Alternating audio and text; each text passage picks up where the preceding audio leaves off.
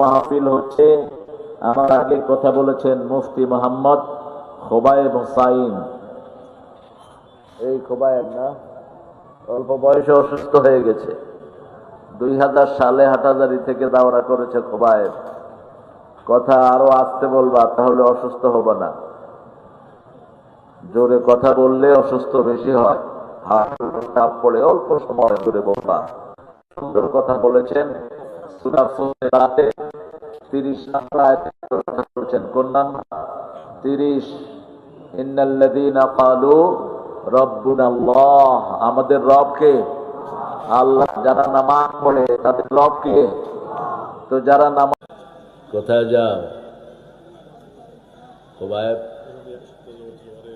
আল্লাহ আল্লাহ ভালো করে দিন। আমি দোয়া চাই।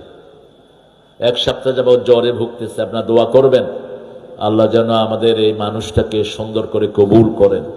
একজন সাহাবীর সাথে নাম মিলানো, আল্লাহ যেন খোবায়েবের মতো তাকে কবুল করেন, বলেন আমিন। আমাদের আরেকজন